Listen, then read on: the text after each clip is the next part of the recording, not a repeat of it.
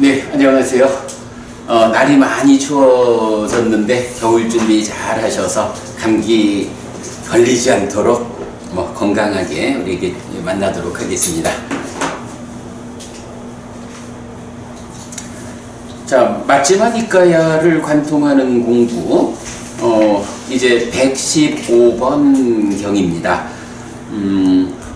바후 다뚜까 수땅 해서 이제 바후라는 말은 우리가 자주 보는 말이죠. 많다라는 말이고, 다뚜라고 하면 요소 이런 거죠. 그럴 때 이제 까라고 하는 전미사가 붙으면 여러 의미를 갖지만 이제 그 중에 가진 것, 가진 사람 이런 의미가 돼요. 그래서 많은 개 요소를 가진 것 경 이렇게 이제 제목을 번역했고요.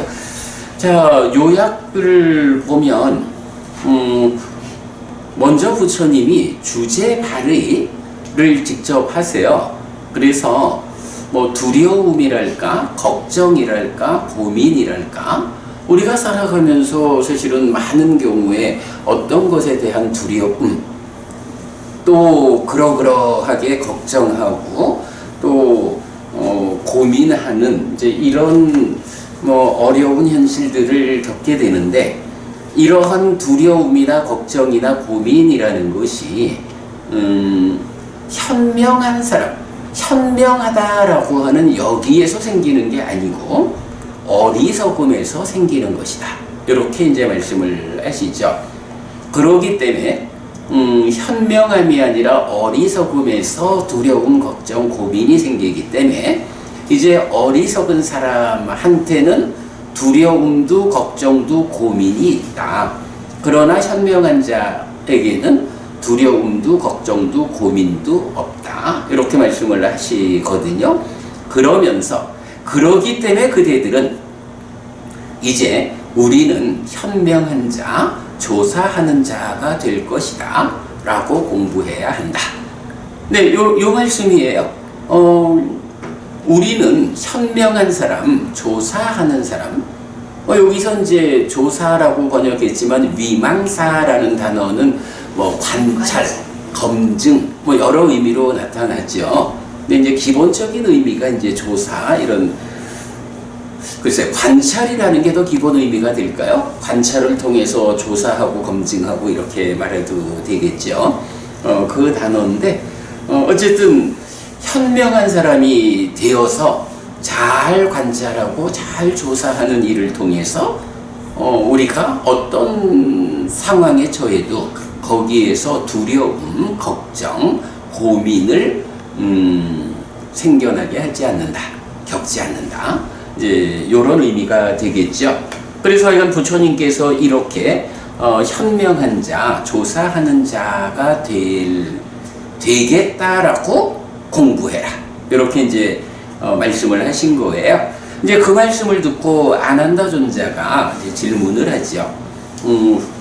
어떤 점에서 비구는 현명한 자, 조사하는 자라고 불릴만 합니까? 즉, 어떤 것들을 갖추었을 때, 또 얼마만큼의 공부가 이루어졌을 때, 그 비구를 현명한 자, 조사하는 자라고 부르겠습니까? 이렇게 이제 질문을 해요. 그랬더니 부처님이 네 가지에 대해서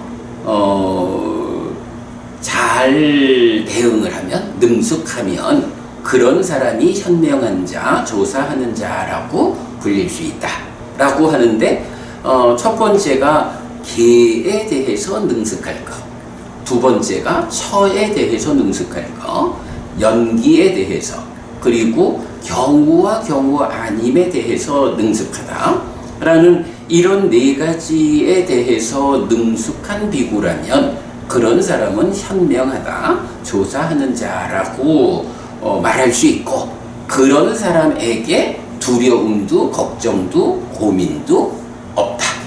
이렇게 말씀하시는 거죠. 자, 그랬더니 이제 아난다 존자가 이어지는 질문을 해요. 부처님께서 말씀하시는 그 네 가지, 계와 처와 연기와 경우, 경우 아님, 이 부분에 대해서 우리가 이제 보통 보면 부처님이 간략히 설명하신 부분, 거기에 대해서 상세한 의미를 지난번 같은 경우는 그 실천해야 함과 실천하지 않아야 함, 이거에 대해서 부처님이 간략히 말씀하신 그 의미를 저는 이렇게 상세하게 합니다 라고 사리푸타 존자가 부처님의 간략한 말씀을 상세하게 설명하는 요런 전개를 보여줬죠. 그런데 이제 오늘 공부하는 115번 경에서는 아난다 존자가 직접 그 표현을 하지는 않지만 부처님께서 말씀하신 이렇게 네 가지로 간략하게 말씀하신 것의 상세한 의미를 다시 여쭤보는 거죠. 그리고 먼저 경에 보면 특히 우리 살라의 장자경, 그래서 악업 10선업에 대해서 정의하는 경이잖아요. 거기에서도 보면 왜 지옥 가고 왜 하늘에 태어납니까? 라고 할 때 부처님이 법의 행위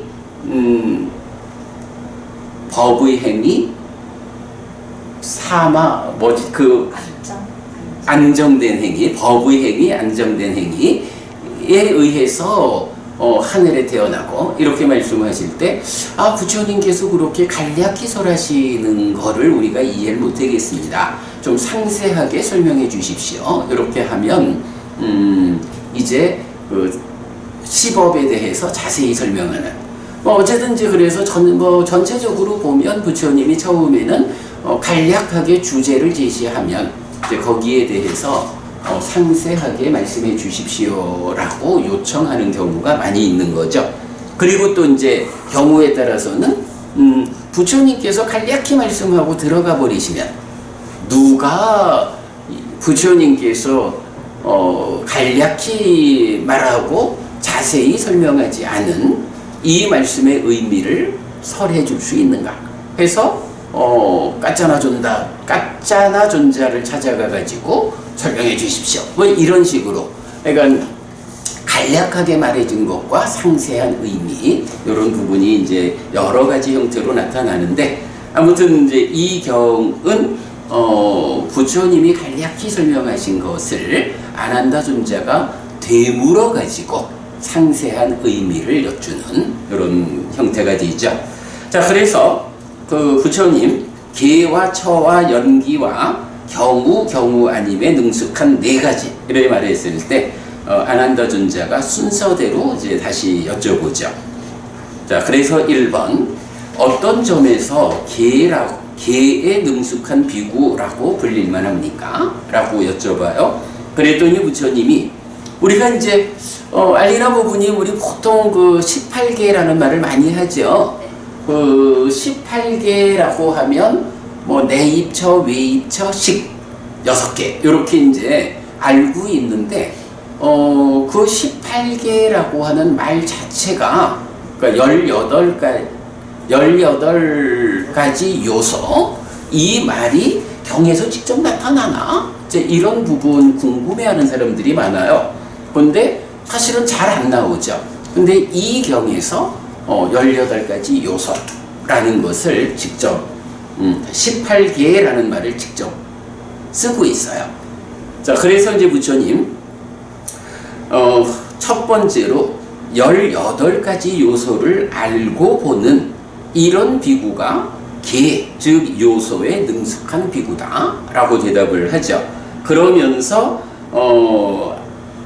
안의 요소, 색의 요소, 안식의 요소, 이비설신의 색성향 미촉법, 안식 내지 의식, 이렇게 6내이처, 6외이처, 그리고 6식의 16가지 요소, 18가지 요소를 말해주죠.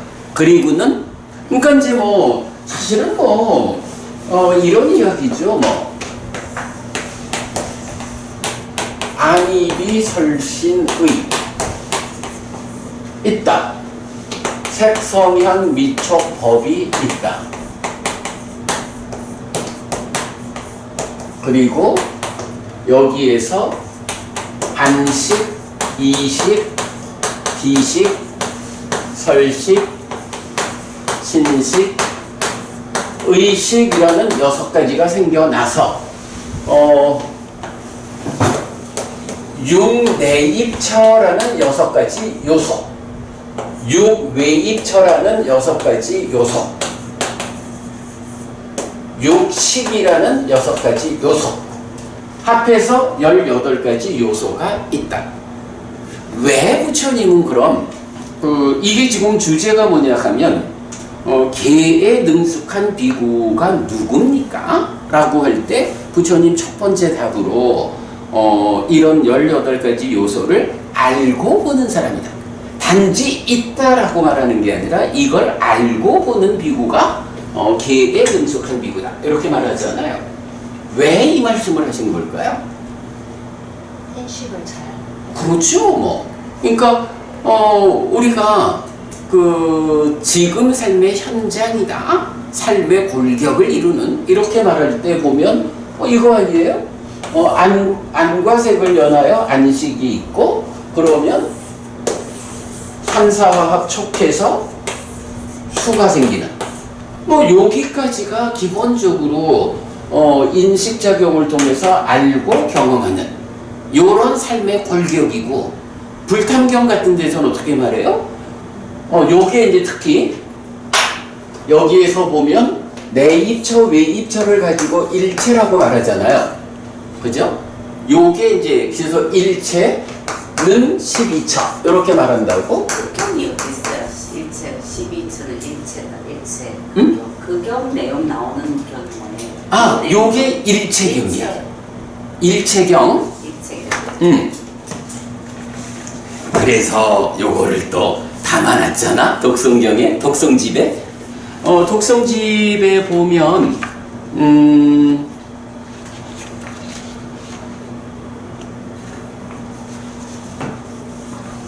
독성집에서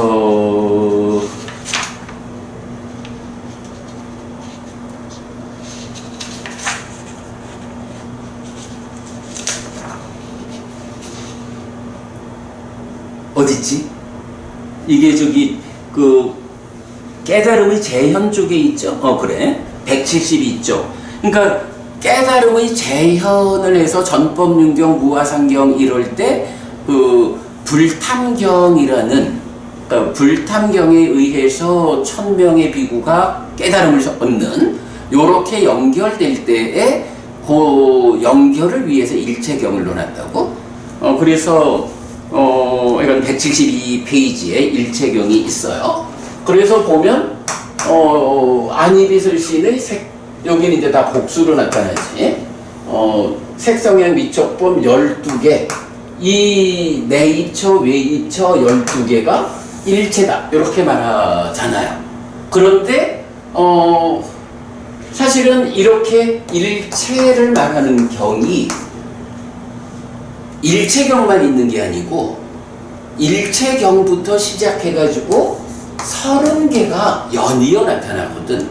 그런데 이 30개 중에 1번 첫 번째 나타나는 일체경은 12처를 말한다고. 그리고는 이어서 29개의 경이 뭘 말해요? 내입처를 말하지 않는다고? 그러니까 12처를 말하지 않고 내입처, 외입처, 식촉수, 요거를 우리가 뭐라고 이름 붙였죠? 활성화된 일체 이렇게 이름을 붙였죠.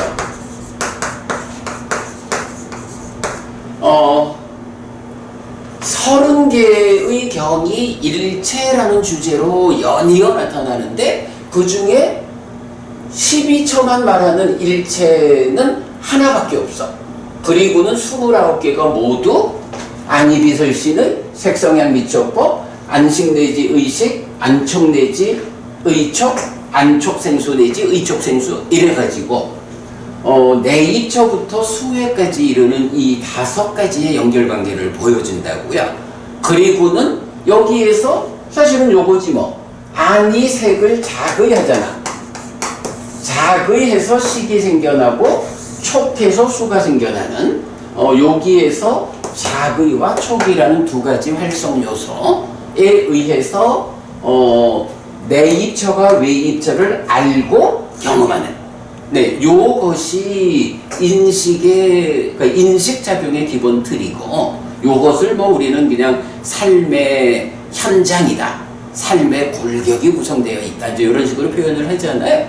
뭐 요렇게 이제 우리가 활성화된 일체라는 개념을 놓고 볼 때, 지금 부처님은 자, 개에 능숙한 비구는 18개를 알고 보는, 이렇게 말하는 거죠. 그래서 내입처, 외입처, 식이라고 하는 이 18가지의 요소가 바로 인식을 구성하는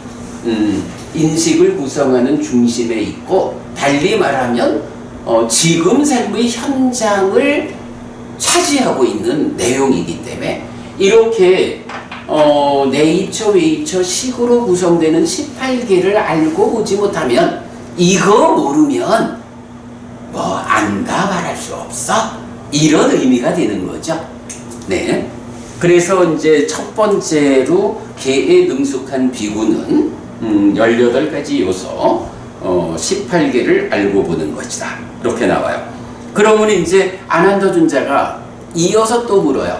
그거 말고 다른 방법으로도 개에 능숙한 비구를 말할 수 있습니까? 하고 개의 능숙이라는 부분을 18개 아닌 다른 거 또 질문을 하죠.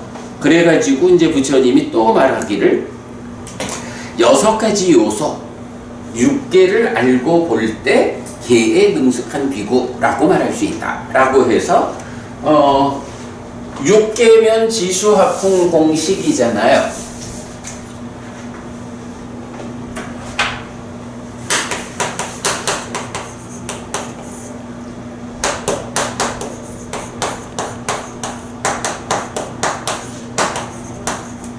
지수합풍 공식이라는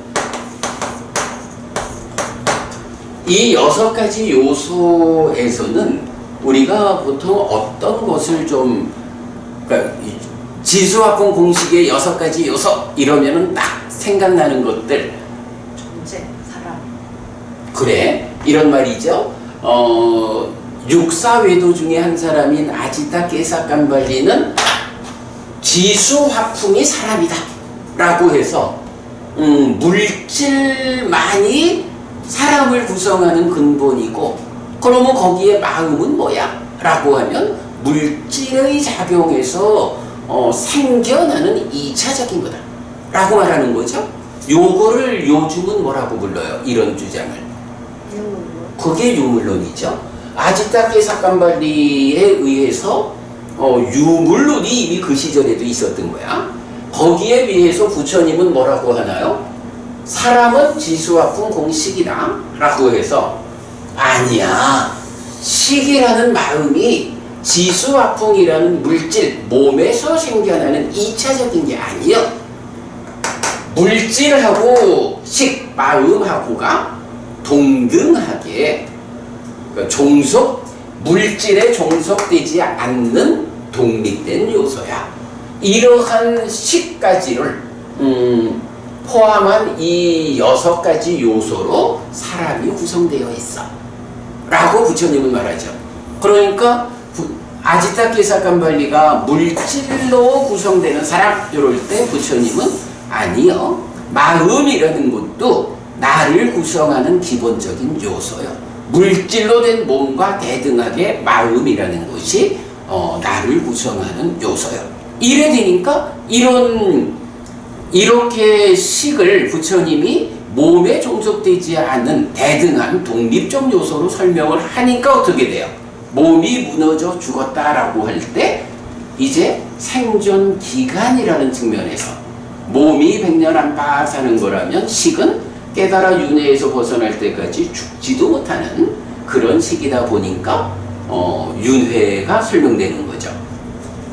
네, 그렇게 이제 6개에 대해서는 선생님, 그 육사외도에서 보면 사요소설 말고 7요소설, 12요소설도 주장한 외도들이 있잖아요. 네네. 그 분들 중에서도 공식들을 하는 사람은 없어요.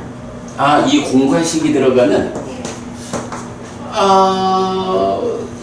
있죠. 있는데 그래 그 요소들을 제가 잘 주목을 안 해가지고 기억을 잘 못하는데 들어가 있는 요소들이 있어요. 식이 아니고 뭐 즐거움의 요소, 뭐 괴로움의 요소 막 그런 뭐 여러 가지로 들어가는데 식이 들어가는 것도 있죠. 아, 그럼. 그거는 제가 나중에 예.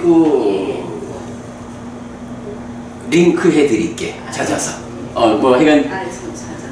네, 그게 우리 홈페이지에도 어디 정리가 되어 있는 건 있을 건데 제가 그거를 별로 필요치 않아서 뭐 사람들마다의 주장이 필요치 않다 해가지고 잘 안 기억을 안 하고 있어요. 확인해 드릴게요. 자, 이렇게 6개라고 하면 첫 번째로 부처님이 사람은 지수화풍 6개로 구성된다. 요 말씀을 하시는 거 있고, 그 다음에 이 6개와 관련해서 또 좀 우리가 주목해야 하는 공부 내용들 어떤 게 있을까요? 대낮에 지수화풍 공식에 있었어요. 그러니까 지수화풍 공식이 경에서 어떤 경우로 나타나느냐. 수행 지도에서 근데 그거보다 사람을 구성하는 게 6개다라는 것과 연결된 내용도 하나 있는데, 예를 들어서 윤회하는 자가 누구냐? 라고 할 때 보면 이런 거 있잖아. 윤회와 관련해서 맞지마니까의 38번 경이죠. 보면 부모님 아버지가 있고 엄마가 월경이 예. 있고 간다빠가 그렇죠. 그러니까 부모님이 성적 교섭을 해야 하고 어머니가 임신 가능한 상태에 있어야 하고 간다빠가 출현해야 된다. 이렇게 간다빠라는 개념이 나오죠.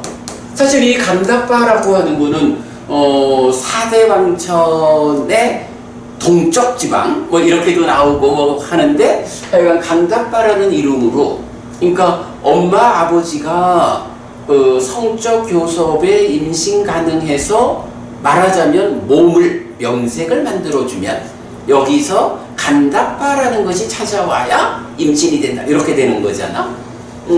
그런데 그거 하나만 놓고 이 간다빠라는 게 뭐냐, 어떤 신이냐 이렇게 접근하면 안 되죠. 사실은 요 윤회해서 태어나는 어머니의 태에 들어오는 것을 설명하는 경이 3개가 있단 말이야, 내용이. 그래서 보면 간다빠라는 말이 하나 출현하고, 그 다음에 또 하나 보면 대인연경 같은 데서, 디가니까야 15번 대인연경 같은 데서 식과 명색의 서로 조건됨을 말한다고요. 그러면서 식이 명색에 찾아오지 않았는데도 명색이 확립하느냐, 이래가지고 식이 온다라고 말해주거든. 식이 온다. 그런데 요 식이 온다라는 거와 관련해서 또 하나 어머니의 태에 들어오는 과정을 말하는 경이 있다고. 네. 어떤 게 있죠? 6개를 붙잡은 그렇죠. 근본교리 등경, 그러니까 뭐 외도의 주장경 이렇게 이제 번역되는 경이죠. 거기에서 보면 6개로서 붙잡아서 태에 들어온다 이렇게 표현을 하고 있잖아요. 6개의 붙잡음, 6개의 붙잡음에 의해서라고. 그러니까 간다빠라는 이름으로 식이 오는데, 이 식이 어떻게 오느냐 하면 6개의 상태로 온다는 거야. 이때 이 6개가 뭐야? 요거잖아. 지수화풍 공식. 요 얘기는 뭐죠? 중생들은 식과 명색이, 몸과 마음이 서로 조건되어 있다. 중생으로 있는 한 이 식이라는 마음은 몸에 구속되어 있다. 요걸 우리가 알잖아. 그런데 이게 죽어서 태어나는 그 순간, 요거는 뭐 사실은 시간적인 차이는 없죠. 죽는 순간 동시에 태어나는 거니까. 그런데 그때 윤회하는 당사자가 누구냐고 하면 우리가 늘 말하지만 식이 윤회한다고 경이 말해주고 있잖아. 그런데 식이 윤회한다, 이 몸이 무너져 죽으면 새로운 몸으로 옮겨가서 태어나야 하는데 그 옮겨가는 과정에, 그러니까 식이 옮겨가는 그 과정조차도 식은 혼자 가지 않는다는 거야. 중생으로 있는 한 식은 물질에, 몸에 구속되어 있는 거예요. 그래서 옮겨가는 그때도 지수화풍 공식이라는 육계의 상태로 간다는 거야. 이 몸에서 저 몸으로 옮겨가는 그 순간도 식이 혼자 가지 못하고 지수화풍 공이라는 요 물질 요소와 함께한 상태로 옮겨간다. 이렇게 말하고 있거든요. 그러니까 윤회에서 간다바라고 불리는 그게 뭐냐 하면 식이요. 그런데 그 식은 훔쳐가는 게 아니라 지수화풍 공식 육계의 상태로 가. 명세. 그럼 여기서 명세는 어디에 붙어요? 명세. 식과 명색이 같이 따라다닙니다. 그게 이제 보면 이렇게 요 육계로서 간다라고 할 때 식이 그러니까 육계로서 붙잡을 때 거기에 명색이 있다라고 해서 명색은 어쨌든 부모님이 만들어주는 몸의 영역인 거야. 그래서 일단 죽는 순간은 어떤 거예요? 식과 명색이 서로 조건된 함께한 상태에서 몸이 무너진다라는 걸 통해서 명색이 떨어지잖아. 명색이 떨어지고 식이 가는데 다만 그 식이 요런 육계라는 요소 상태로 물질 요소와 함께 간다고 표현하고 그때 지금 법부님 질문하신 명색은 엄마 뱃속에 있는 거야. 구체적으로 구체적인 물질. 그렇죠. 그리고 이제 거기서 우리가 한번 그때 공부를 한 게 왜 몸이 있다. 그러니까 이제 말하자면 수정란이 있는 거잖아. 엄마의 수정란 맞죠? 수정란? 난자가 있는 거지. 수정된 상태의 난자지. 그러니까 수정란이 있는데 그게 단지 물질. 식이 오지 않았으니까 물질만 있는 거 아니요? 이렇게 말하지 않고 명색이라고 말하는 거는 아마도 이게 부모님마다 다 DNA적인 연결, 그죠? DNA를 통해 가지고 오는 몸이 가지는 경향성, 뭐 이런 전반 그러니까 부모의 삶이 명색이란 이름으로 이렇게 연결되어 오는 뭐 그런 걸로 우리가 한번 이제 설명해 본 적. 전체적인 그 의미고 12연기에서 우리 이제 중생의 입장에서는 좀 자세하게 명색이라고 표현하는 거죠. 아닌가? 그러니까 여기서는 이제 요소라는 개념이 그러니까 명색이라는 게 좀 구체적인 삶의 파트너다. 식이라는 마음과 구체적인 삶의 파트너라면 이렇게 육계로서 간다라고 할 때는 명색이라고 하는 구체적 파트너를 찾아갈 때 뭐 요소라는 개념을 그렇게 보지 뭐 식이 혼자 가지 않고 물질적인 요소와 함께 간다. 뭐 그 부분을 뭐 법부님이 말씀하시는 부분은 우리가 나중에 한번 더 좀 의논해 보기로 하고 오늘은 그냥 그 정도로 갈게요. 자, 그래서 이제 어쨌든 지금 하려는 얘기는 육계라는 이 교리와 관련해서는 육계가 사람이다라는 이 말씀이 있고 그리고 그 다음에 하나가 육계로서 육계의 붙잡음을 통해서 태에 들어가지고 명색을 만나는 요런 옮겨가는 그 순간까지도 지수화풍 공식의 육계로서 간다라는 요 부분을 이제 우리가 근본교리든 경에서 본다라는 거.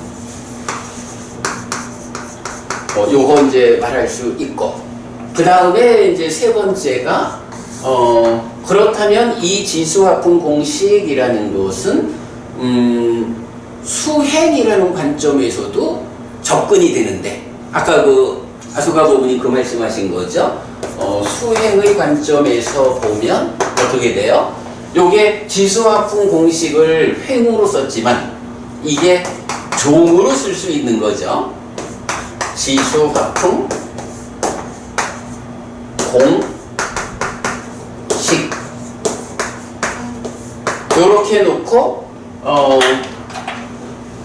지수화풍까지는 3개, 여기에 이제 집착이라는 개념, 뭐 소유라는 개념이 들어가면 요게 이래 될 거죠. 그리고 이 위에서 공무변처, 식무변처, 그리고 이런 존재를, 사람을 구성하는 요소 모두가 아무것도 없다 하는 무소유처까지, 공무변처, 식무변처, 무소유처, 여기까지가 상으로 등극하는 영역이다. 그리고 비상, 비비상처가 또 있고, 뭐 요렇게 요개 새개에서 무새개로 이렇게 올라가는 과정이 사람을 구성하는 여섯 요소와 관련해서 얼만큼 우리가 문제를 해소하느냐로 수행의 과정을, 구차제주라고 하는 그 과정을 6개로서 우리가 이해하는 이런 공부도 한 적이 있죠. 뭐 그냥 뭐 요 정도 6개라고 하는 이 6가지 요소가, 제가 이제 왜 이야기를 하냐 하면 생각 밖으로 불교 공부를 하는 분들이 지수화풍 공식이라는 이 6가지 요소에 대해서 잘 몰라요. 잘 주목을 안 하더라고. 그런데 우리가 이렇게 니까야를 공부하다 보면 지수화풍 공식 6개는 굉장히 비중이 큰 아주 중요한 교리잖아요. 그래서 이렇게 이제 지금 개에 능숙한 비구를 말할 때 두 번째로 6가지 요소를 알고 보는 것, 이렇게 이제 부처님 말씀을 하시는데, 왜 6개를 알고 보는 것이 개에 능숙하다고 말하는 것일까 하면 바로 이런 이야기를 우리가 이제 함께 설명을 한 거죠. 자, 그 다음에 아난다 존자는 계속해가지고 그거 말고 또 있나요? 하고 물어보는 거야. 그러면 이제 세 번째로 부처님이 6가지 요소를 또 다른 요소로 말해요.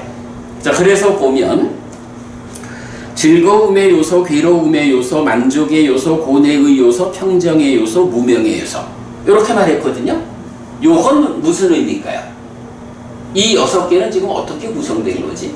느낌. 그렇죠. 느낌에 대한 기능이라는 게 나오죠. 근데 거기는 5가지잖아. 여기 무명의 요소가 되는. 그러면 그래요. 느낌을 락고 불고 불락이라는 3가지 느낌 경험을 느낌의 기능으로 말하면 락과 시로, 그리고 고를 고와 우로, 그리고 불고불락을 평정, 사로, 이렇게 해서 5개로 만들어 구분을 하잖아요. 그래서 이제 분석경에 보면 5이면서 3이 되고 이제 이런 표현을 하잖아요. 그렇게 이제 앞에 있는 5가지는 기능에 대한 5가지, 그러니까 느낌에 대한 5가지 기능이다 하는 건 알겠어요. 그런데 여기에 무명을 포함해가지고 6가지 요소라고 말했거든. 무명은 여기 왜 들어간 거지? 탐과 진과 무명의 작용. 무명. 이렇게 보면 되죠. 수라는 거를, 자, 지금 보면 이 수가 기본적으로 락고 불고 불락이라고. 그런데 이거를 기능이라고 말하면 락과 희, 고와 우, 그리고 사, 이렇게 해서 이제 5가지로 만들었잖아. 그러니까 이 5가지 기능은 수라고. 그런데 이 수가 누구의 수예요? 상수멸이란 말을 할 때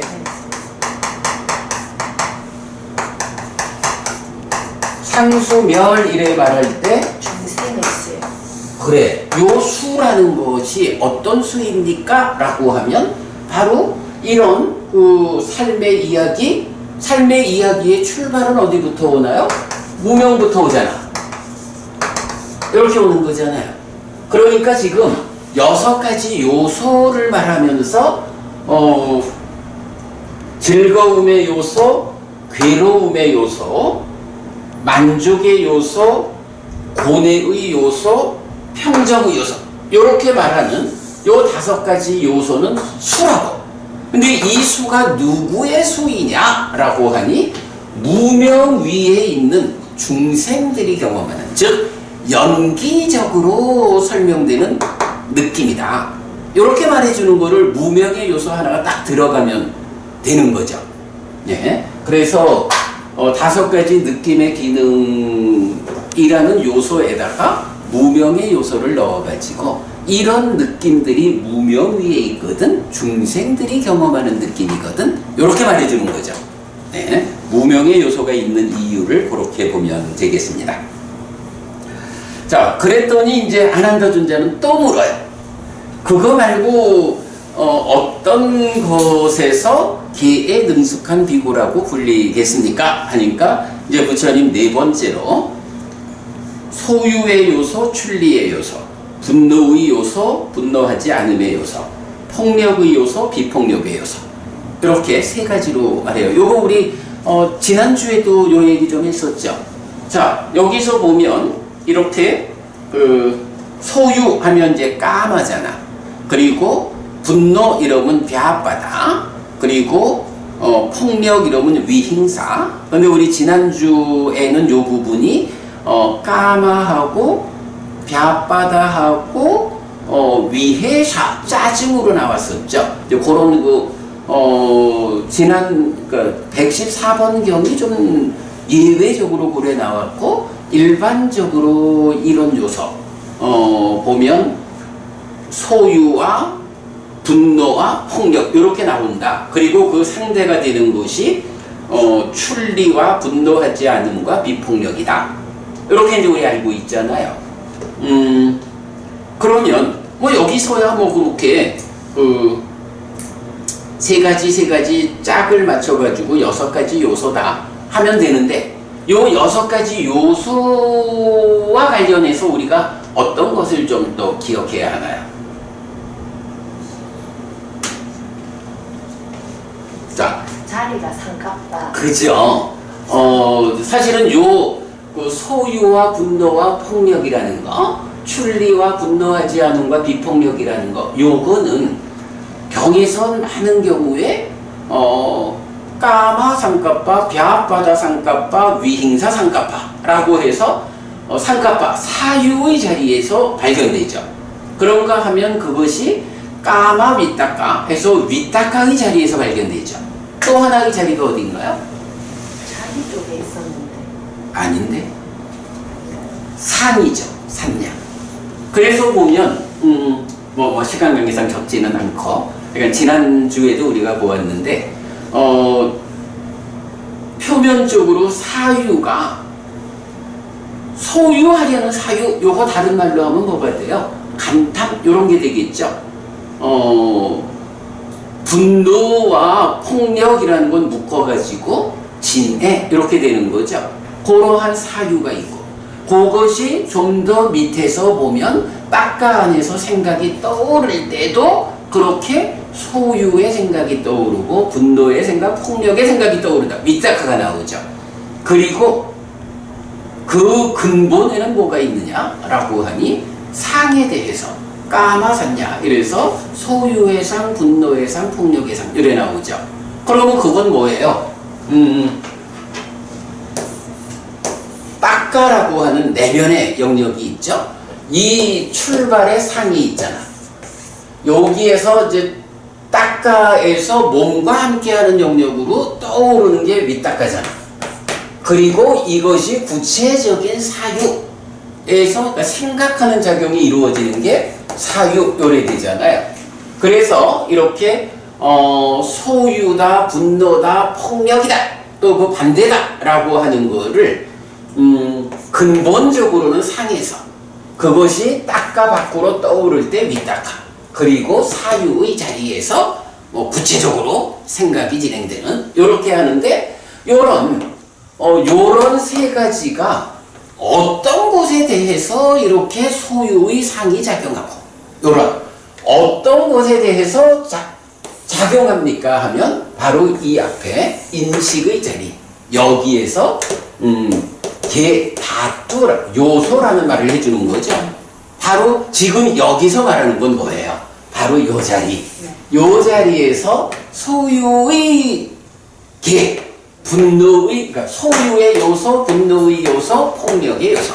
그 자기의 자리에 있어서 하는 그죠? 개다 개. 그죠? 네. 그러니까 지금 여기 있는 게 요 자리고, 네. 요 자리에서 이거를 보면, 이런 요소가 그대로 상과 윗닦아와 사유의 자리로 동일한 6가지로 연결된다. 요거를 우리가 함께 보아야, 사실은 지금 부처님이 여기서 뭐 이런 6가지 요소가 있다라고만 말해주는 게 아니잖아. 이 요소를 알고 본다, 이렇게 말하는 거니까, 이 6가지 요소라는 것이 삶의 과정에서 어떻게 작용하고 있느냐라는 것은 요렇게, 네 군데의 자리에서 발견된다. 요렇게 알면, 이런 6가지 요소를 우리가 알고 본다라고 말할 수 있겠죠. 우리가 좀 전에 육계에서도 이렇게 3가지 측면으로 얘기해보자 하는 것도 그냥 육계가 있다라고 하는 게 아니라, 그러니까 있다라는 걸 넘어서서 육계에 대해서 우리가 안다라고 말하려면 이 정도는 알아야 되는 거야. 요런 측면인 거죠. 네, 그렇게 보고요. 그랬더니 이제 안한다 준자는 또 물어요. 그거 말고 다르게 요소에 능숙한 방법은 무엇입니까? 라고 하니까 이제 부처님 5번째로 3가지 요소를 알고 봐야 한다 라고 하면서 욕계, 색계, 무색계, 이건 뭐 설명할 거 없죠. 중생들의 세상이 어떻게 구성되어 있습니까? 욕계, 색계, 무색계 3개로 구성되어 있다 라고 말하는 거고요.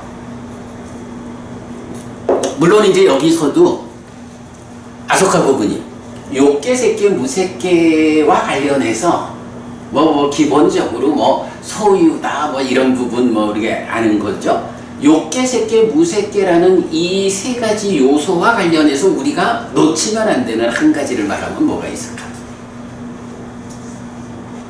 소유냐 존재냐. 그렇게 봐도 되고, 그래, 그러니까 색과 무색을 묶어서 존재라고 말한다 라는 거고. 알리나 부부님, 욕계, 색계, 무색계가 있잖아요. 무색계에는 몸이 있나요, 없나요? 무색.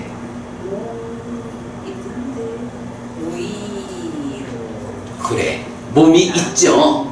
사실은 내가 생각하기로 욕계, 색계, 무색계라는 3가지 요소를 알고 본다 라고 말할 때 가장 중요한 거, 지금 말씀하신 그거야. 무색계가 세상 사람들이 말하듯이 무색이니까 몸이 없어. 그래서 무색계 중생들은 색, 수상, 행식, 오온으로 구성된 게 아니라 색은 없고 수상, 행식이라는 4가지 온으로 구성됐어, 이렇게 말하잖아. 근데 그렇게 말하면 틀리죠. 중생은 오온인생. 그럼요. 중생은 당연히 오온이고, 여기서 말하는 요거잖아. 공무견처부터 이제 무색계가 시작되잖아요. 이럴 때 공무견처의 정의가 뭐야? 색상을 넘어선다 이렇게 나오지, 색을 넘어섰다, 색 없다 이렇게 말하지 않잖아. 무색계라고 하는 존재 상태가, 그래, 방금 이제 아소카 버부님 말씀처럼 색계, 무색계를 묶어가지고 존재 이렇게 말하잖아. 이 존재라는 거는 당연히 오치온이라고, 그러니까 오온으로 구성되어 있다고, 오온에 대한 집착. 그런데 그 중에 무색계라고 하는 데는 색상, 색에 대한 경향을 넘어섰어. 색에 대한 경향이 집착으로 나타나는데, 말하자면 색에 대한 집착은, 그러니까 몸이 없는 게 아니라 더 이상 몸에 대해서 집착하지 않는 몸에 묶이지 않는. 그래서 사문가경에서 말하는 제4선 이후 첫 번째 알미 뭐야? 바로 이런 식이 몸에 의지하고 묶여 있다라고 보는 거잖아. 그렇게 마음이라는 게 사실 보석을 몇 갈래 실이 감싸고 있다 할 때 마음이 보석이고 몸은 실과 같은 이런 건데, 글쎄 그걸 모르고 마음이 몸에 의지하고 묶여 있어. 어디까지? 새끼까지. 무새끼라고 하는 공무변조부터 시작하는 이 무새끼로 올라가는 그 이야기가 뭐야? 마음이 몸에 의지하고 묶여 있다라는 것을 보게 되니까 이제 더 이상 몸에 의지하지 않고 묶이지 않는 요거죠. 그러나 이거는 몸이 없다라고 하는 건 다른 거야. 그러니까 몸과 관련해서는 무의라고 말할 수 있지. 그러니까 전체적인 무의는 이제 깨달은 거고. 그러나 몸에 대해서는 최소한 그렇다라고 말할 수 있죠. 그래서 세 가지 요소, 욕계, 색계, 무색계 이렇게 말할 때는 여기서는 우리가 정말로 알고 본다라고 말하려면 무색계가 몸이 없는 세상이 아니고 무색계의 높은 신들은 몸이 없어 라고 말하면 안 되고, 다만 몸에 의지하지 않고 묶이지 않은 몸에 대한 집착을 넘어서 요거를 하나로 표현하면 색상을 넘어섰다 이렇게 말하는, 요거를 알면 욕계, 색계, 무색계에 대해서 우리가 알고 본다고 말할 수 있겠다. 네, 중심되는 개념을 그려보면 되고요. 그 다음에 또 물어요. 그랬더니 부처님 6번째로 2가지 요소를 알고 본다 라고 해서 유위의 요소와 무위의 요소를 말해요. 자, 유위는 뭐죠? 탐진치 있음. 네, 탐진치가 있는 상태고, 무위는 탐진치가 부서진 요거는 약간 정의 사항이죠. 무위 삼류다의 40몇 개 경들이 공통되게 말하는 게 무엇이 무위인가? 탐의 부서짐, 진의 부서짐, 치의 부서짐 이래가지고 탐진치가 부서져 없는. 그런데 탐진치 중에 치가 뭐야? 무명과 번뇌가 함께한 거죠. 그러니까 결국은 누진, 번뇌의 부서짐에 의해서 탐진치가 없는 상태, 요게 무위고, 그러니까 번뇌가 완전히 부서지지 않아서 아직까지 탐진치가 남아있으면 유위고 이렇게 되는 거죠. 유위와 무위. 그리고 무위의 동의어로 열반이 나타나죠. 그래서 무위는 열반이다, 깨달음의 상태. 탐진치 없음, 번뇌 부서진 요 상태, 즉 아라한의 삶의 영역이 되고, 그러지 못한 중생들의 삶의 영역, 요거 달리 말하면 재행무상, 재행계호의 영역이고, 제법무아 중에 행들은 무아고 열반 하나만 행과 무상과 고를 넘어선 거죠. 이제 이런 부분. 유위와 무위에 대해서는 그 정도를 우리가 알면 알았다라고 하겠죠. 자, 요렇게 해가지고 원래 이제 부처님은 현명한 자, 조사하는 자에 대해서는 계와 처, 연기, 경우와 경우 아님 4가지에 대해서 능숙하면 그랬잖아요. 그 중에 이제 첫 번째로 계, 즉 요소에 능숙하다라고 하는 것을 6가지로 부처님은 설명하는 거예요. 요 6가지 각각에 대해서 우리가 요 정도를 좀 이해한다면 커다랗게 볼 때 삶을 구성하는 요소들에 대해서 우리가 어긋남이 없다 이렇게 보면 되겠죠. 자, 그리고는 이어서 이제 큰 2번, 이제 계에 대해서 다 물어봤으니까 이제 2번째, 어떤 점에서 처에 능숙한 비구라고 불릴만 합니까? 이렇게 물어요. 그랬더니 부처님 6가지 안팎의 처를 알고 보는 것이다. 여기서 아주 단순하지 뭐. 그러니까 아소가 부분이 처라는 말이 여기서는 지금 내입처, 외입처, 안팎의 처로 나왔잖아. 처라는 말이 또 적용되는 경우들이 좀 있죠. 우리가 그간 공부에서 내입처, 외입처 말고 촉처. 어떤 처가 있냐? 촉처. 또 촉처 하면 이제 파싸야따나 그렇게 되죠. 사띠토데. 사띠토데가 있죠. 사띠아야따나. 사실은 사띠아야따나라는 이 개념을 그간 전통적인 공부에서 발견을 못했죠. 그래서 경은 사띠토데가 있을 때 실현할 수 있다 이렇게 말하는 것을 조건이 있으면 실현할 수 있다 이런 식으로 해석을 하고 있죠. 사띠토데.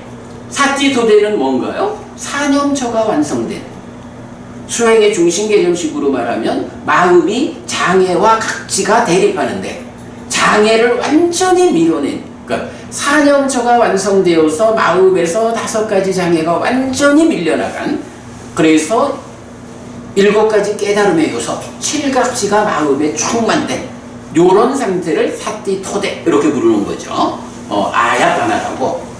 그래서 처라고 하는 것이 물론 처라는 단어는 많이 나타나지만 교리적으로 이렇게 의미를 가지고 나타나는 데서는 이렇게 안팎의 처, 안팎의 처 하면 요거죠? 12처. 12처가 되고 촉도 수를 생겨나게, 그러니까 12처는 식을 생겨나게 하는 토대가 되는 거고 수를 생겨나게 하는 토대로 촉이 있다. 이렇게 되는 거죠. 알고 경험하기 때문에 아는 것으로의 식이 생겨나는 거는 12처, 자의에 의해서 생겨나고, 그러니까 12처라는 거는 내입처가 외입처를 자의함으로써 생겨나는 거니까 자의의 작용이고, 경험하는 수는 촉의 작용. 이래서 내입처, 내외입처의 12처가 있고 촉처가 있고, 그리고 이런 촉에도 2가지가 있는 거죠. 그렇죠. 무명촉과 명촉. 이때에 무명촉을 명촉으로 바꾸는 과정이 뭐예요? 바로 여기에 욕탐이 작용하는 거죠. 이 욕탐을 해소하면 무명촉이 명촉이 되죠. 이 욕탐을 해소하는 그 자리가 뭐예요? 이게 사띠의 완성, 사띠토대가 되는 거죠. 사띠아야타나. 물론 딱가 안에서 번뇌를 부수는 여기까지는 이제 사띠토대 위에서 사마타 위빠사나로 완성되지만, 일단 요 욕탐의 해소, 그 완성은 사띠토대가 되죠. 그래서 요 인식의 자리에서 주관과 객관인 12처가 처로 나타나고, 그리고 공동주관인 욕탐의 제어라는 측면에서 사띠토대가 나타나고, 거기서 촉이라는 토대가 사띠토대의 여부에 따라서 무명촉이 명촉으로 전환되는 이런 연결관계를 볼 수 있죠. 좀 이해 안 되는 부분이 있나요? 아니, 저는 어디서 지금 헷갈리냐면 욕탕이 완전히 부서지면은 결국은 그게 사띠토대가 아니라, 그러니까 무명촉이 명촉이 됐다는 말은 무의를 실현해야 가는. 그래서 이제 내가 그 얘기를 했지. 사띠토대가 완성되면 욕탐이 해소되어서 명촉이 되는데, 그러나 완성은 딱가 안에서 번뇌가 부서지는, 무명이 부서지는, 요거 뭐예요? 욕탐이 사띠토대에서 욕탐이 해소된 거는 말하자면, 그죠? 네. 삼매라는 제약 위에서 명촉이 실현된 거잖아. 그런데 그거 가지고 완전한 깨달음을 말하지 못하지. 딱가 안에서 사마타 위빠사나로, 즉 사띠토대가 사념초의 완성이고, 그 위에서 사마타 위빠사나로 염어 이탐 소멸해서 사마타 위빠사나로 번뇌를 부수어야 일상의 삶이 무명촉이 아니라 명촉이 되죠. 네, 알겠습니다. 되죠? 삼매에서의 그럼요. 무명촉과 그래서 우리가 지난 100일 본문 하면서 여실지경과 해탈지견의 차이를 삼매라는 제약 위에서의 깨달음이냐, 삼매의 제약을 해소한 일상의 깨달음이냐, 요렇게 해석해낸 건 굉장히 큰 의미가 있어요. 분명히 욕탐의 해석, 이게 깨달음인 거야. 다만 아직 딱가 안의 문제를 해결하지 못한 상태에서 욕탐이 해소됐다라고 하면 그거는 1차적인 깨달음이고, 이제 이런 구분을 우리가 할 수 있는 거죠. 알리나 부부님? 어려워요. 요거 조금 어렵기는 한 주제야. 그러니까 이거는 그러니까 삶의 메커니즘에 대한 좀 자세한 이해가 필요한 이런 주제인데, 뭐 그래도 뭐 어렵긴 해도 대략은 이해가 되시죠? 하여간 여기서는 이 공동주관이라는 개념까지 적용될 때, 그러니까 공동주관 개념 없이는 12처하고 촉초만 있는 거지. 그러나 공동주관이 함께 할 때 공동주관의 문제를 해소하고 명촉이 성취되려면 사띠도대, 이런 개념까지 같이 보았어요. 자, 어쨌든 이제 여기서 이렇게 처에 능숙한 비구를 말하면서 일단 경은 안팎의 처 해서 12처만을 말하거든. 그러면요, 이 12처를 알고 본다라고 말할 때, 우리는 지금은 12처 말고 또 다른 처로 촉처, 사띠처까지를 같이 본 거야. 그래서 설명했는데, 이제 경이 말하는 대로 안팎의 처, 즉 12처만을 가지고 12처를 알고 본다라고 말을 하려면, 알리나 부부님, 내이처, 외이처에 대해서 우리가 알았다라고 말하려면 어느 정도를 알아야 알았다라고 말할까? 그냥 안이비설신의 색성향 미적법 요렇게 보면 아는 거라고 하기는 어렵지. 어떤 점을 알 때 좀 알았다라고 말을 할 수 있을까? 사실 다 알아야지. 다 알아야지. 그 중에 대표적으로 말하자면 어떤 게 필요할까? 아소카 부부님은 어떨까? 식과 근이 함께한 것으로서의 처. 내 생각도 그래. 정말 사람들이 못 보는 게, 아니 제가 이제 또 여러 사람들한테 이렇게 이제 이 부분 강연하잖아. 그러면 정말 제일 어려워하는 게, 제가 아까 이거를 간격을 띄워서 한 이유가 있지. 안이라고 하는 거, 안 내입처라는 게 뭐냐 하면, 그죠? 알리나 부분이 우리가 늘 말하는 게, 마음 없이 몸만 가지고 뭐 육체적인 눈을 뜨고 있으면 보나? 마음이 없는데? 아니잖아요, 그죠? 그렇다고 마음이 있다 해가지고 눈 감았는데 보나? 못 본단 말이야. 인식주관이라고 하는 네이처는 식과 근이 함께한 거다.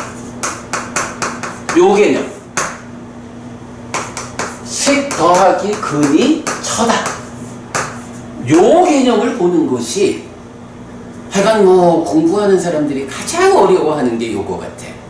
근데 이거는 이렇게 인식한다라는 게 그렇잖아 라고 말하는 그런 방법은 직접적인 방법이지만, 사실은 또 우리가 메커니즘으로 보면 이 안이비설신의에 대해서 뭐라고 말해요? 형성된 거고 의도된 거고 경험되는 것이고 이렇게 말하거든. 안이비설신의라는 게 어떻게 형성작용이라는 행위 쪽에서 행위를 통해서 형성된 게 어떻게 이 자리에 와 있어?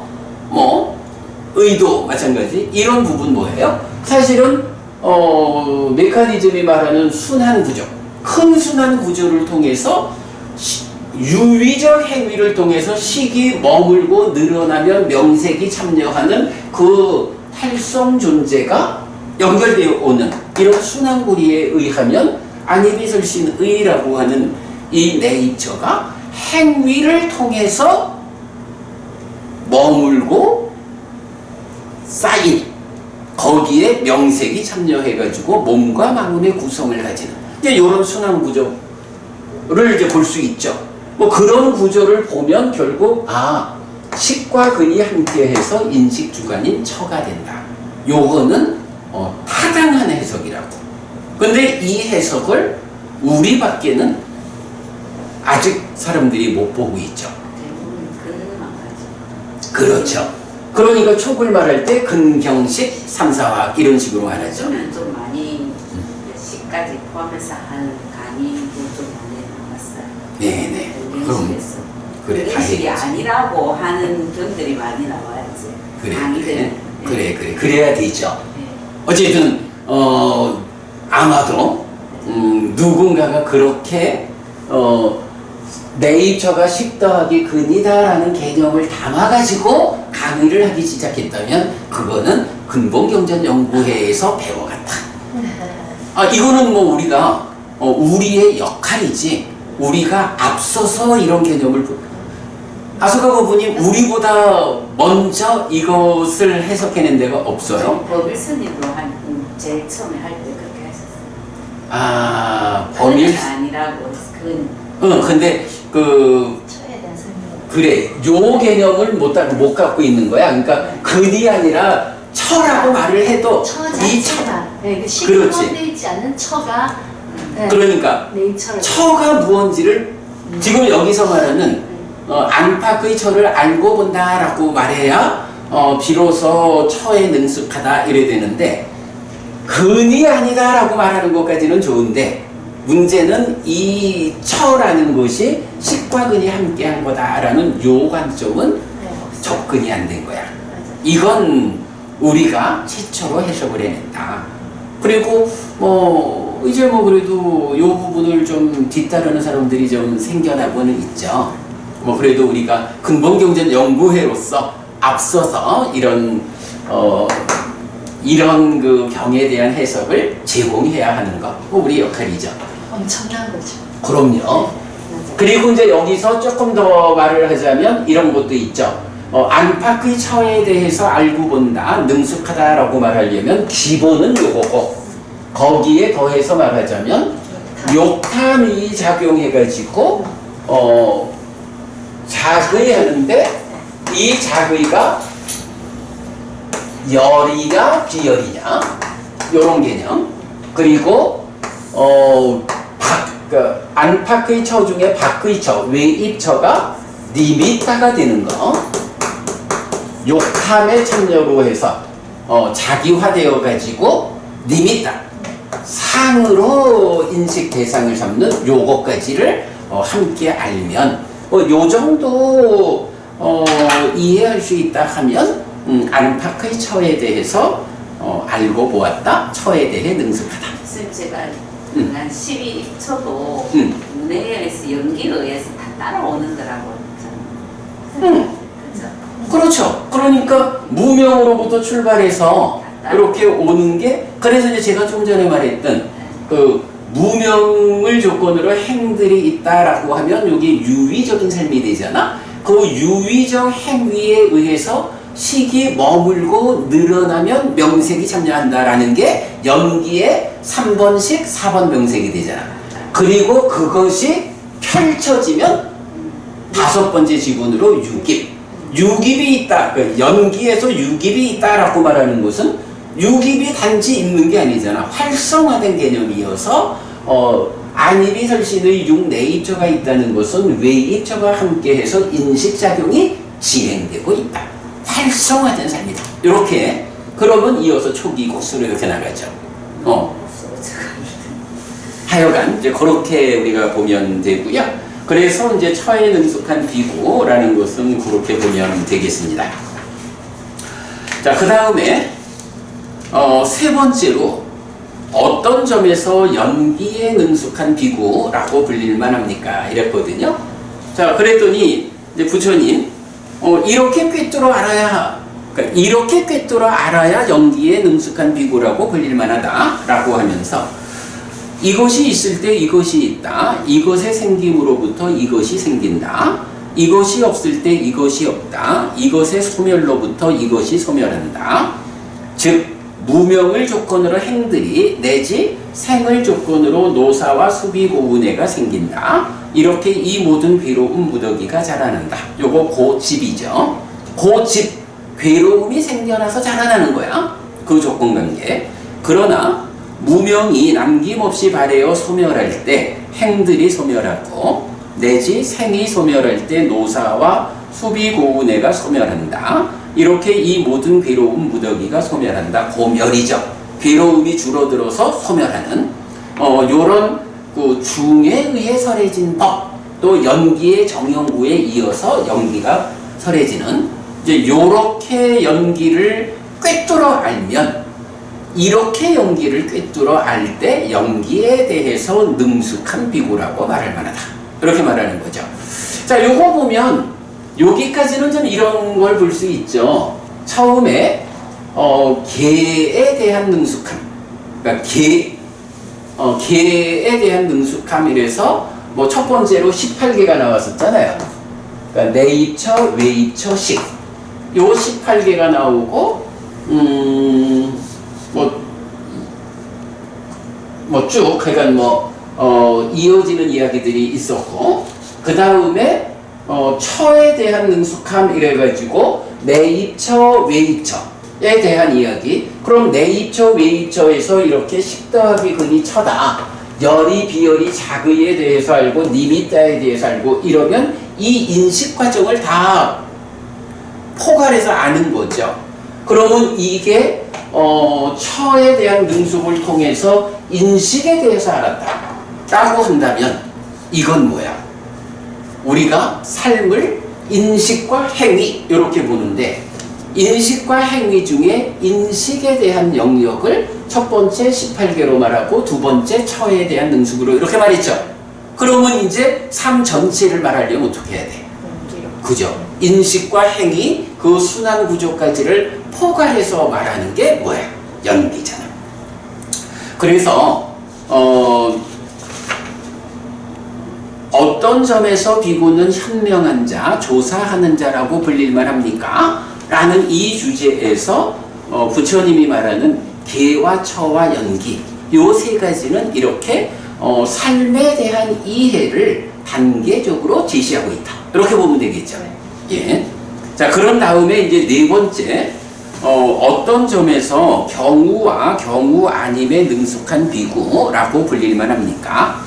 요렇게 나왔어요. 여기서 이제 경우와 경우 아님이라는 것은 이런 경우가 우리 삶에서 그러니까 있을 수 있는 거는 경우야. 있을 수 없는 거는 경우 아닌 거야. 요걸 말하는 거죠. 네. 그래가지고 경우와 경우 아님에 능숙한 비구해서 이제 여러 길게 나타나거든요. 그런데 보면 우리 안구따라니까요 관통법회 처음 시작할 때는 그 알리나 고부님도 그때는 모교법회를 오셨었죠. 처음에 하다가 그러다가 이제 옮겼죠. 네. 아마 그 알리나 고부님이 그 안구따라니까야 하나의 모음 어디까지 하셨는지 모르겠는데, 여기서 보면 이제 이 경에서 그 네 번째 주제 경우와 경우 아님에 능숙한 비구라는 요 주제가 안구따라 니까야에서 뒷부분에 가서 첫 번째 품, 두 번째 품, 세 번째 품이라는 경이 268번부터 295번까지니까 많죠. 이 많은 경들을 동원해 가지고 좀 자세하게 이런 거는 있을 수 있어, 이런 거는 있을 수 없어, 있을 수 있는 거는 경우라고 말하고 있을 수 없는 거는 경우 아님이라고 말하는 거. 이제 요 공부를 한 적이 있어요. 이제 그 내용이 그대로 이 경에 와가지고 부처님 누가 현명하고 조사하는 자요? 라고 할 때 요소, 처, 연기, 그리고 이어가지고는 삶의 과정에서 있을 수 있는 경우와 있을 수 없는 경우 아님, 요거를 분명히 아는 사람들이 현명하고 조사하는 사람이야. 이렇게 말해주는 거거든요. 자, 그 내용 쭉 좀 읽어볼게요. 첫 번째는 삼법인 이야기를 하는 거예요. 이것은 경우가 아니고 여지가 없다. 견해를 갖춘 사람. 견해를 갖춘 사람이면 이제 예류자 이상의 성자들이죠. 기본적으로 디띠 삼반너 해가지고 견해를 갖춘 사람이 예류자로 동치가 되는데, 그럼 예류자가 견해를 갖췄으면 아라하는 견해를 안 갖췄나? 아니죠. 예류자부터는 견해를 다 갖춘 분들이죠. 그래서 기본적으로 견해를 갖췄다라는 말은 뭐니 해도 뭐 사실대로 볼 줄 아느냐 이거지 뭐. 그래서 삼법인 무상고 무아라고 전도되지 않은 관점을 가진 사람. 그러나 견해를 갖지 못한 사람은 상락아정이라는 전도된 견해를 가진 사람. 이렇게 이제 구분이 되겠죠. 자, 그런 상태에서 첫 번째, 이것은 경우가 아니고 여지가 없다. 견해를 갖춘 사람이 어떤 것이든 행을 상으로부터, 행을 락으로부터, 법을 아로부터 접근할 것이라는 경우는 없다 라고 분명히 한다. 이런 상락아의 전도됨을 가지면 견해를 갖춘 사람이 아닌 거죠. 그럴 수는 없는 거야. 그러나 이런 경우는 있다. 범부가 어떤 것이든 행을 상으로부터, 행을 락으로부터, 법을 아로부터 접근할 것이라는 경우는 있다라고 분명히 한다. 이래 가지고 결국은 경우와 경우 아님, 그러니까 이런 경우는 있다라는 것은 경우를 말하는 거고, 이런 경우는 없다라는 것은 경우 아님을 말하는 거죠. 그래서 첫 번째로 일단 사실에 대한 이야기, 삼법인에 대해서 상락아로, 물론 이제 여기서도 행에 대해서는 상락아로 보고, 상락으로 보고, 법에 대해서는 아로 보는, 이런 것은 견해를 갖춘 사람, 이 예류자 이상의 성자들은 그럴 수가 없어. 그런데 범부들은, 사실은 범부들은 바로 이렇게 견해를, 그러니까 전도된 견해를 전도되지 않은 견해로 바꿔내지 못한 사람들이 범부잖아요. 그러니까 범부들은 상락아로 볼 수 있어. 그런 경우는 있어. 이렇게 말하는 거죠. 자, 그 다음에 이제 두 번째로 가면 불가능한, 그러니까 6가지 불가능한 경우라고 나타나는 게 있어요. 요거는 안구따라니까야 6의 모음 94번에서 불가능경 3번으로 나오거든요. 6가지 불가능한 경우 해가지고 기본적으로 우리 오무간법이라는 게 있죠. 거기에다가 또 하나 다른 스승을 정해서 부처님 말고 내 스승은 아무개요 라고 다른 스승을 정하는 일을 견해를 갖춘 사람은 할 수가 없죠. 그 얘기를 하는 거예요. 자, 그래서 보면 이것은 경우가 아니고 여지가 없다. 견해를 갖춘 사람이 어머니의 목숨을 빼앗을 것, 아버지의 목숨을 빼앗을 것, 아라한의 목숨을 빼앗을 것, 거친 심을 가지고 열애에게 피를 흘리게 할 것, 상가를 분열시킬 것. 요 5개가 오무간죄지요. 그리고 6번째, 다른 스승을 정할 것이라는 경우는 없다 라고 분명히 한다. 그러나 이런 경우는 있다. 범부가 어머니의 목숨을 빼앗을 것, 아버지의 목숨을 빼앗을 것, 아라한의 목숨을 빼앗을 것, 거친 심을 가지고 열애에게 피를 흘리게 할 것, 상가를 분열시킬 것, 다른 스승을 정할 것이라는 경우는 있다라고 분명히 한다. 네, 두 번째 경우고요. 그 다음에 이제 세 번째 가면 아라한 정등각, 즉 부처님하고 전륜성왕의 출현. 자, 부처님하고 전륜성왕이 갖는 공통점이 뭐죠? 32 예, 30 이상, 32가지 대인상을 갖추고 출가하지 않고 재가에 살면 전륜성왕이 될 거고, 출가하면 열애, 깨달은 자, 부처가 된다. 이렇게 나오는 거죠. 그래서 이제 그 아라한 정등각 그리고 전륜성왕의 공통성 위에서 그 출현에 대한 이야기를 해요. 이것은 경우가 아니고 여지가 없다. 하나의 세계에 두 명의 아라한 정등각 또는 전륜 성왕이 전도 후도 아니게 출현할 것이라는 경우는 없다라고 분명히 한다. 그러나 이런 경우는 있다. 하나의 세계에 오직 한 명의 아라한 정등각 내지 전륜 성왕이 출현할 것이라는 경우는 있다라고 분명히 한다. 여기서 이제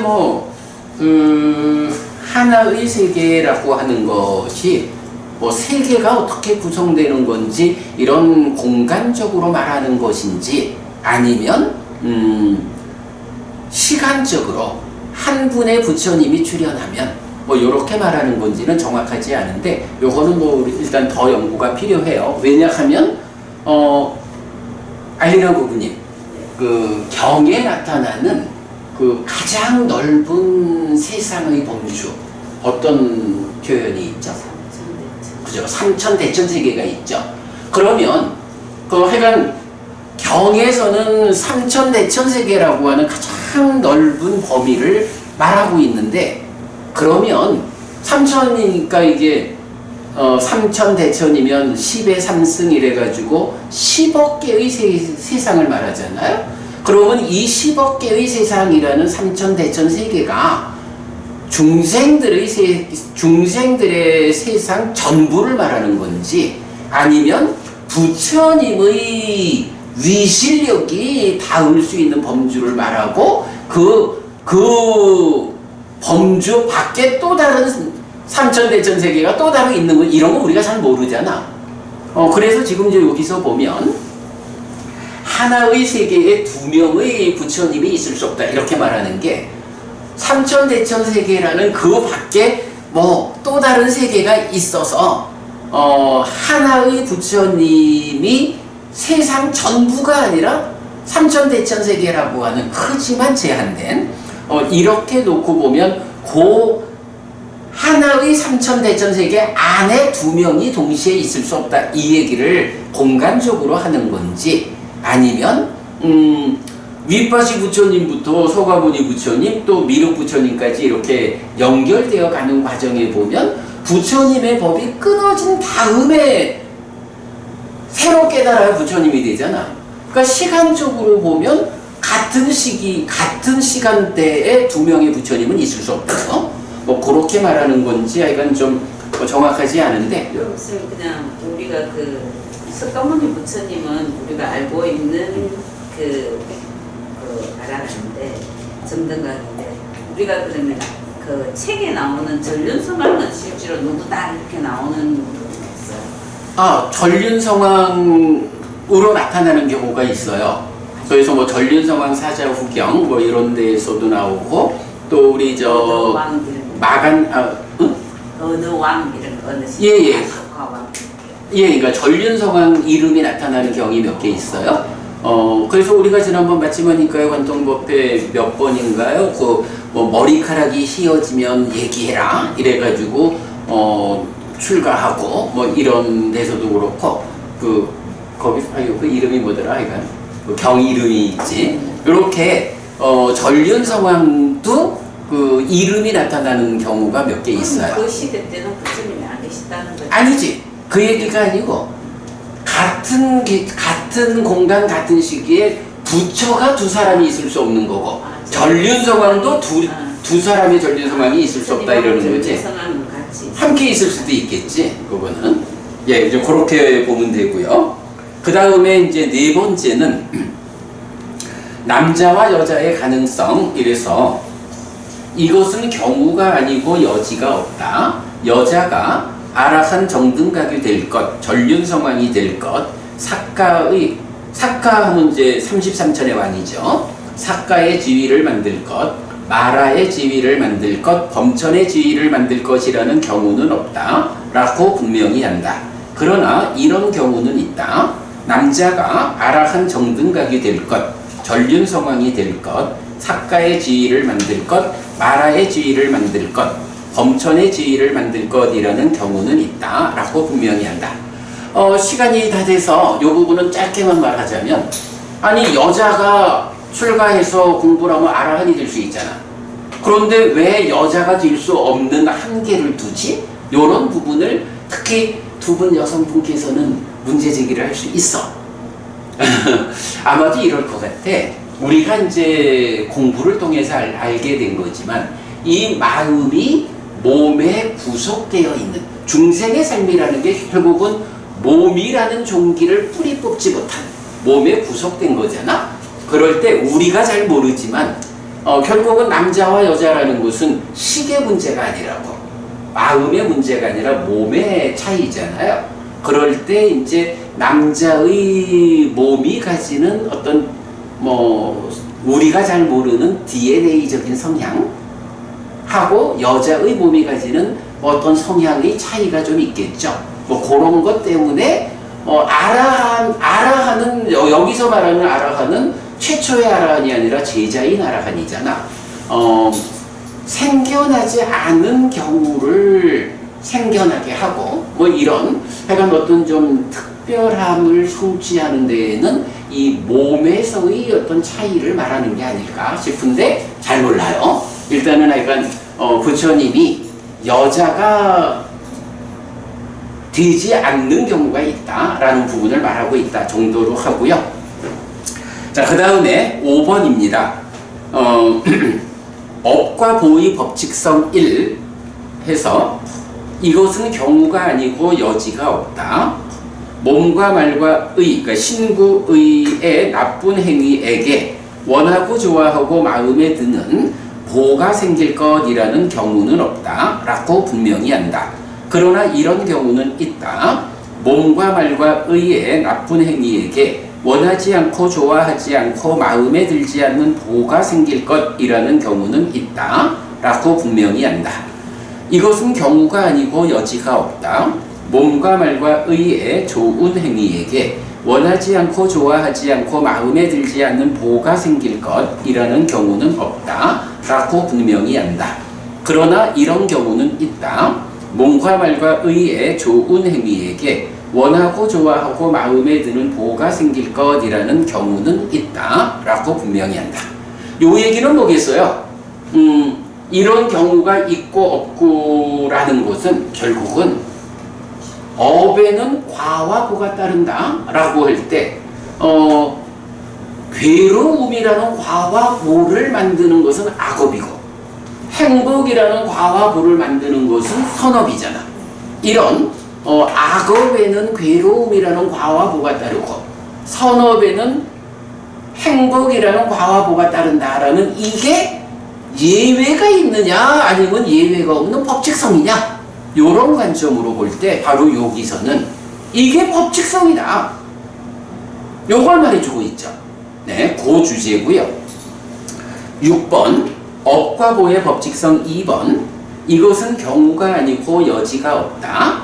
몸과 말과 의의 나쁜 행위를 하는 자가 그 원인 그 조건 때문에 몸이 무너져 죽은 뒤에 좋은 곳 하늘 세상에 태어날 것이라는 경우는 없다 라고 분명히 한다. 그러나 이런 경우는 있다. 몸과 말과 의의 나쁜 행위를 하는 자가 그 원인 그 조건 때문에 몸이 무너져 죽은 뒤에 상실과 비탄의 상태, 비참한 존재, 벌받는 상태, 지옥에 태어날 것이라는 경우는 있다 라고 분명히 한다. 이것은 경우가 아니고 여지가 없다. 몸과 말과 의의 좋은 행위를 하는 자가 그 원인 그 조건 때문에 몸과 말과 의가 무너져 죽은 뒤에 상실과 비탄의 상태, 비참한 존재, 벌받는 상태, 지옥에 태어날 것이라는 경우는 없다. 그리고 좋은 곳 하늘에 태어나는 경우는 있다라고 분명히 한다. 그 부분이 지금 누락됐네.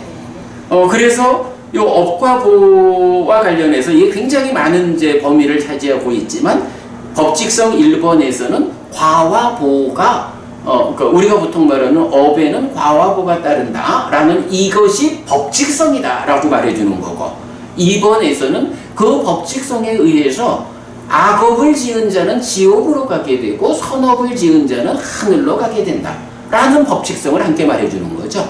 네, 이렇게 이제 업과 보의 법칙성 1, 2번까지를 해서 이제 끝나는 거야.